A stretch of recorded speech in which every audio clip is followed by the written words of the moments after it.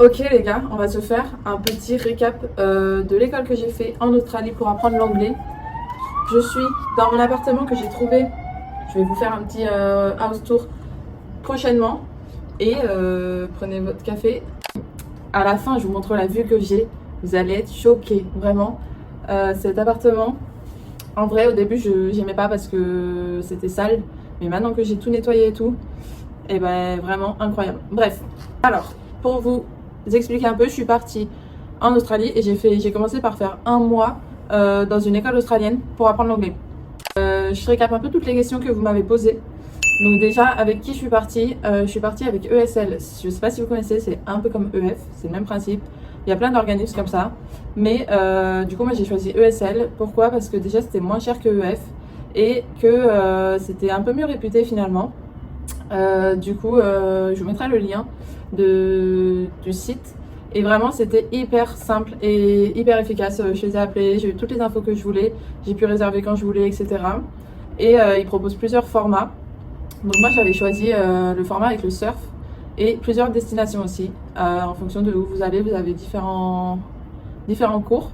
Vous pouvez prendre le intensif ou le forfait normal. Donc si vous prenez intensif, vous aurez plus de cours et je pense que c'est mieux. Après, je crois que c'est un petit peu plus cher, mais ça vaut le coup. Et vous pouvez faire aussi des activités, donc du surf. Vous pouvez passer la formation barista aussi avec eux.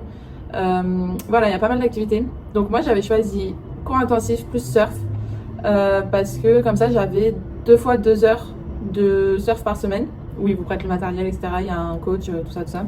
Et c'est vraiment incroyable parce que du coup vous avez des cours d'anglais et en même temps vous avez les activités, donc ça fait un bon équilibre finalement. Les gars, petite minute, vous êtes beaucoup à me demander aussi pour l'école et même pour un PVT en général quelle assurance j'ai pris, parce que quand vous venez en Australie, bah, vous n'êtes pas couvert par l'assurance de France ou d'Europe, je sais pas laquelle, mais du coup il vous faut une assurance santé, une assurance tout risque au cas où, si vous devez aller chez le médecin, si vous devez, par exemple là il y a pas mal d'étudiants que je connais qui sont allés chez le docteur parce qu'ils sont tombés malades. On est tous tombés malades dès qu'on est arrivé en Australie. Pourquoi, je sais pas. Je pense qu'on a tous attrapé le même virus et que comme on est tous ensemble tout le temps, ben on est tous tombés malades. Et vraiment c'était très bizarre, c'était un rhume avec de la fièvre et on était KO, on toussait, on n'avait plus de voix. Pendant 3 jours j'avais plus de voix, beaucoup de fatigue. D'ailleurs avec l'école, quand vous tombez malade, vous devez aller chez le médecin pour avoir un certificat, etc. pour justifier votre absence. Mais ils sont ok, enfin vous avez le droit de rater des cours, mais en règle générale vous pouvez rater quelques cours, c'est ok.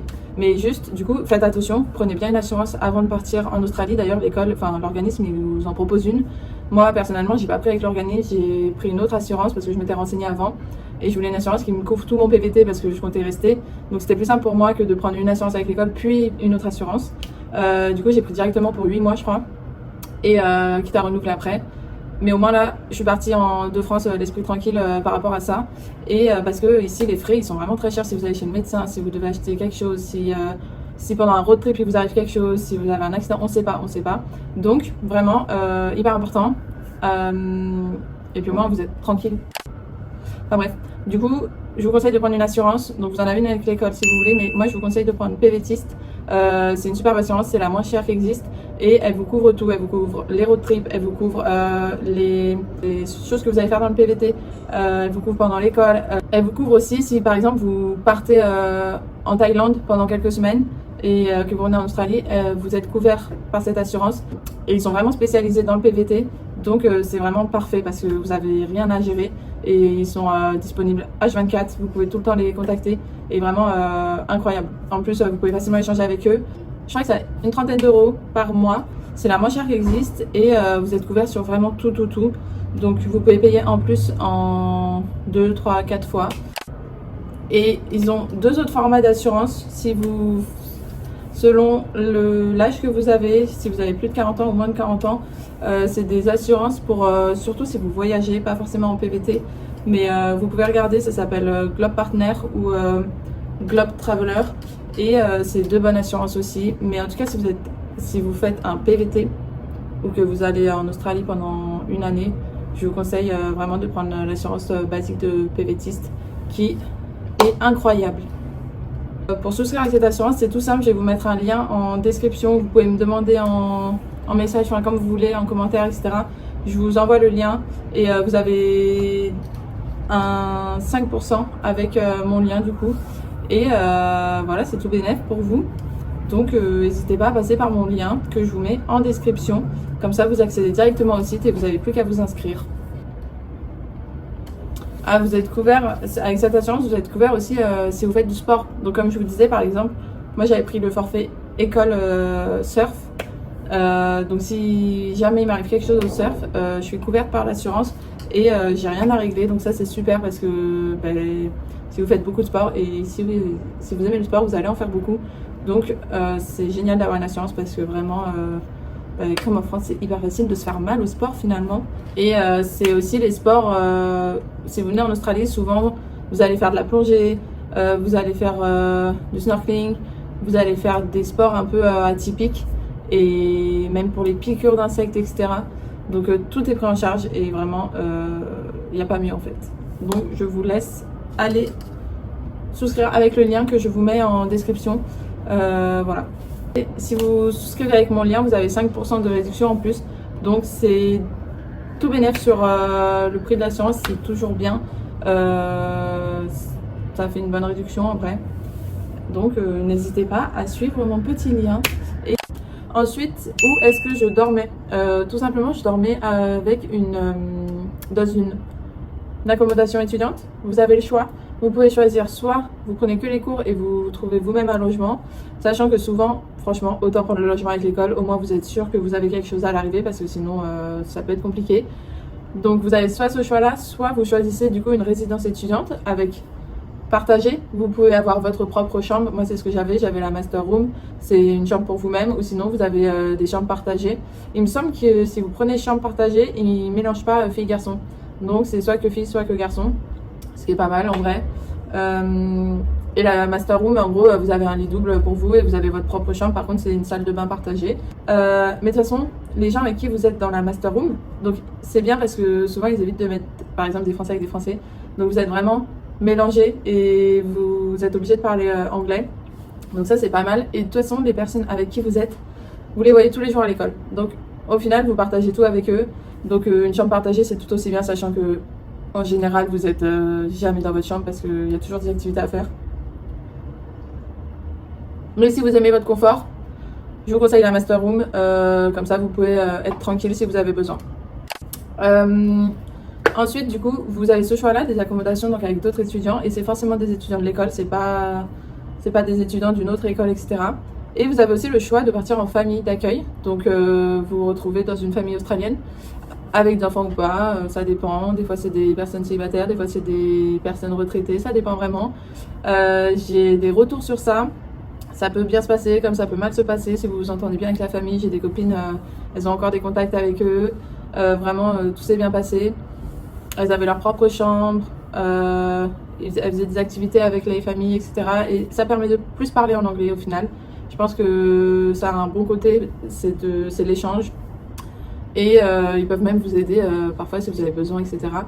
Par contre, ça peut aussi être plus compliqué avec certaines personnes si vous vous entendez pas avec la famille, s'ils ne mangent pas de la même façon que vous. En gros, c'est eux qui vous préparent les repas pour le soir. Et le midi, vous vous débrouillez, il me semble. Mais c'est pas mal parce que vous n'avez pas de dépenses à faire. Alors que quand vous êtes en accommodation, vous devez vous préparer vos propres repas, vos propres courses. Mais du coup, si vous ne mangez pas comme la même famille, etc., il peut y avoir des sujets un peu délicats, on va dire. Mais en globalité, je pense que ça se passe bien. Et si vraiment ça se passe pas bien, vous le dites directement à l'école. Et l'école, elle prend tout en charge. Elle vous change de famille. Et vraiment, c'est hyper rapide. J'ai une copine qui a fait ça. En 2 semaines, elle avait changé de famille. Donc, même avant, je crois.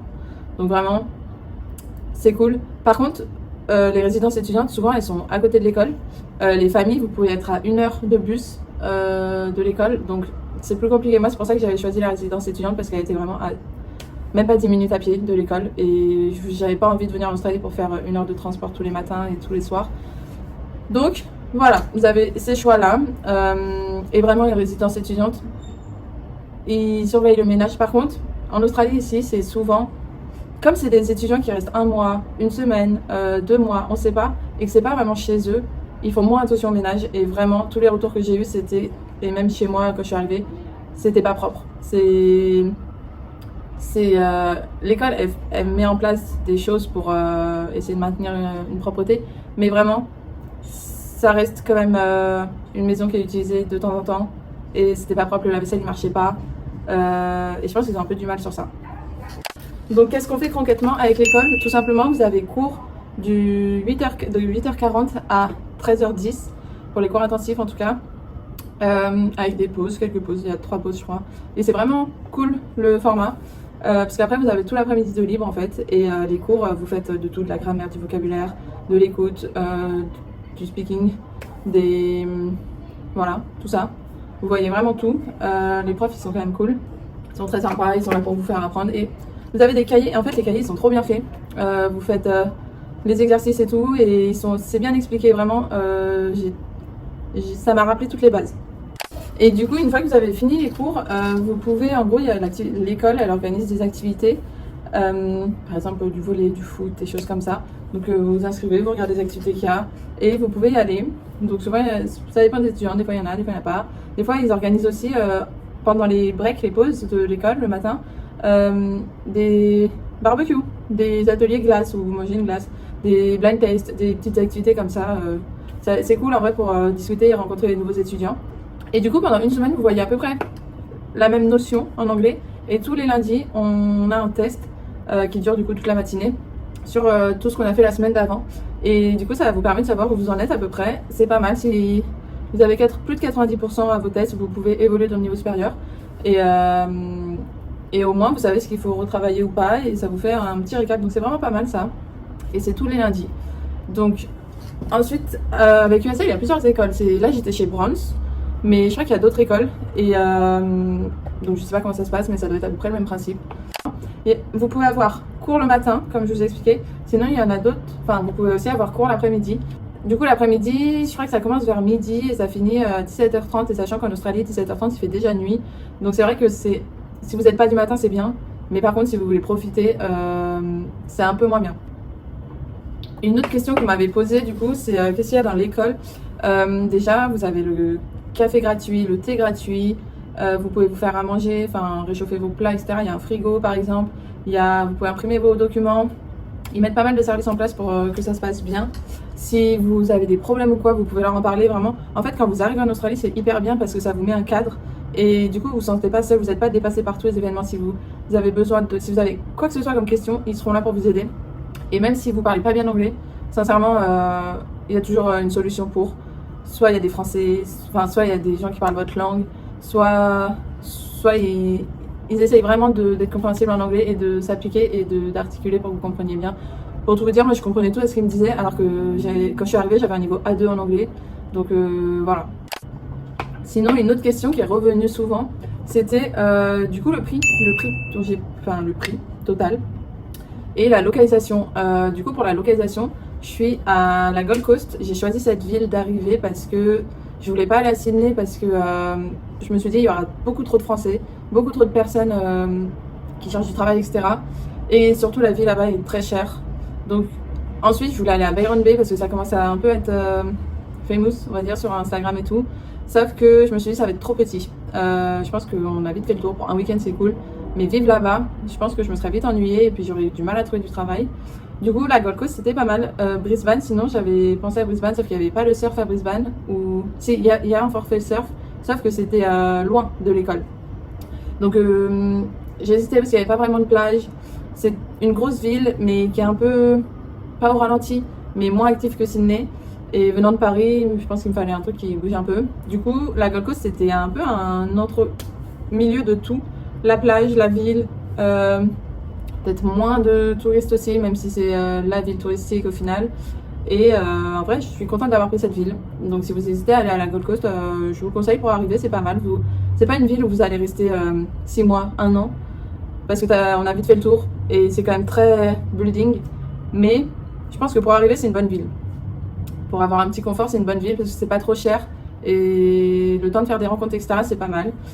Et puis le climat est incroyable. Il fait beau tous les jours et même quand il fait pas beau, enfin, il pleut pas, il y a du vent, beaucoup de vent, mais vraiment le climat est trop bien. Regardez, je suis en brassière toute la journée et c'est génial. Donc voilà pourquoi j'ai choisi la Gold Coast. Après, je sais que du coup, l'école elle propose vraiment beaucoup de villes en Australie et même dans d'autres pays. Donc je vous conseille vraiment. Et du coup, par rapport aux tarifs Du coup, ça va être les tarifs français parce que je pense que selon les pays, peut-être en Europe, c'est différent. D'ailleurs, les 2 premières semaines, il n'y avait pas beaucoup de Français parce que c'était la fin des vacances d'été finalement.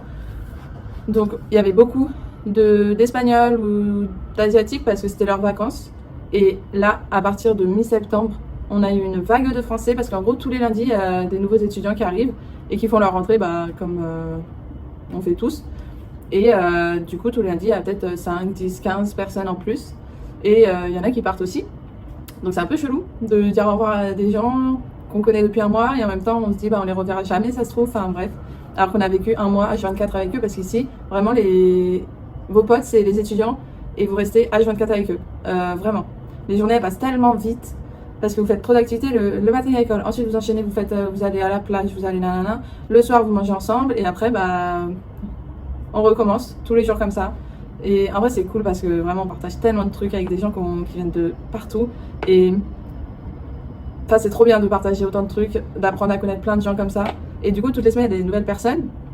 Et là, à partir de mi-septembre, vraiment, une vague de personnes, de francophones, à tel point que vraiment, c'est dur de parler anglais parce que ça, c'est le point négatif, c'est qu'il y a trop de français du coup. Et à l'école, c'est compliqué de parler anglais. C'est dur de se forcer à parler anglais à quelqu'un qui parle la même langue que vous. C'est pas du tout naturel. On essaye de le faire, de toute façon, il y a toujours des gens qui parlent pas anglais avec vous, donc vous êtes obligés, et c'est mieux. Mais vraiment, si vous pouvez éviter de parler français, c'est mieux. Mais quand il y a 10 personnes sur 15 qui parlent français, c'est compliqué de parler anglais. Mais bon, c'est comme ça. Et en même temps, ça vous fait des points de repère, donc c'est cool aussi. Faut savoir faire les deux. Enfin bref. Et du coup, pour les prix, parce que de base, je parlais de ça, je pense que j'ai payé, je sais pas exactement, mais je crois que j'ai payé pour un mois, ouais, pour 4 semaines, avec le surf compris, et la résidence du coup compris, et les cours. Je crois que j'ai payé genre 3 000 €. Et en échangeant avec les autres, je crois que c'était à peu près ça aussi, ce qu'ils ont payé. Sachant que... et le transfert aussi de l'aéroport à la résidence, que j'avais pris en plus. Ouais, je crois que c'était à peu près 3 000 €. Donc en vrai c'est beaucoup, mais pour arriver ça vaut le coup parce que ça vous met vraiment dans de bonnes conditions et vous apprenez l'anglais au final, donc c'est cool. Je sais pas si vous avez d'autres questions à propos de ça. Est-ce que j'ai appris des expressions anglaises? Oui, j'en ai appris. Est-ce que... Je crois qu'il y avait des questions par rapport au langage, à l'anglais, à l'accent anglais. En vrai, je vous jure que des fois quand je rencontre un Australien, je mets peut-être 2 minutes à m'habituer à son accent et après ça va tout seul. Et maintenant, je trouve que, en fait, depuis le début, genre, je trouve pas qu'ils aient un accent de fou, alors que je pense que si. Et en vrai, on s'habitue tellement vite. Après, à l'école et avec les autres étudiants, c'est différent parce que du coup, ils viennent, par exemple, d'Espagne, ou à l'école, ils articulent beaucoup. Et avec les étudiants, quand on parle anglais, en fait, chacun a son propre accent. Et ça, c'est un petit défaut aussi, c'est que quand vous restez trop longtemps à l'école, du coup, vous échangez beaucoup avec des gens, mais pas avec le bon accent. Et du coup, vous apprenez pas forcément le bon accent. Tout le monde fait un peu des fautes. C'est bien parce que ça vous entraîne. Et en même temps, je trouve que ça manque de réel, enfin, d'un vrai langage, un vrai accent australien ou un vrai accent anglais, n'importe. Mais du coup, je trouve ça bien de faire aussi, pas que l'école, mais aussi d'autres choses. Par exemple, le surf, ça m'a permis de parler à des vrais Australiens et de vraiment communiquer sur un autre sujet que l'école. Et ça m'a fait progresser aussi, je pense, en anglais. Donc ça, c'est cool. Parce que, autant vous dire que et c'est pareil pour les Français, hein, quand on parle anglais à des Espagnols, ils ont un accent espagnol, donc c'est pas vraiment de l'anglais. Enfin, je sais pas si vous voyez ce que je veux dire. Mais pareil, moi, en tant que Française, des fois, ils me comprennent pas du tout parce que j'ai un accent vraiment français. Et c'est compliqué des fois. Mais ouais, ça, c'est un petit défaut. Par exemple, le temps idéal, je pense, pour être à l'école, je pense que 1 mois, c'est bien, mais c'est peut-être un peu court. Je pense que 2 mois, c'est bien, mais c'est le maximum. À part si vous avez vraiment le temps et tout, peut-être que 6 mois, c'est bien, mais vous allez peut-être vous ennuyer. Mais je pense que 2 mois, c'est le maximum et c'est bien. Entre 1 mois et 2 mois, c'est parfait, en fait. Et du coup, ouais, le Job Club, ça vous permet de refaire votre CV, d'avoir des conseils sur le CV, des choses comme ça. Je pense que ça serait bien s'ils faisaient des partenariats avec des entreprises pour directement proposer des jobs. Mais je sais pas pourquoi ils font pas ça. Je sais pas, faut que je leur demande. Ouais, voilà. En tout cas, j'espère que j'ai répondu à toutes vos questions. Et je vous dis à bientôt dans une prochaine vidéo, un prochain FAQ. Peut-être que je ferai un FAQ sur l'Australie en général, sur le PVT, sur voilà, un peu tout ce que vous voulez finalement. Sur ma vie aussi si vous voulez. Et sur les road trips, etc., etc. Vous pouvez me poser les questions que vous voulez.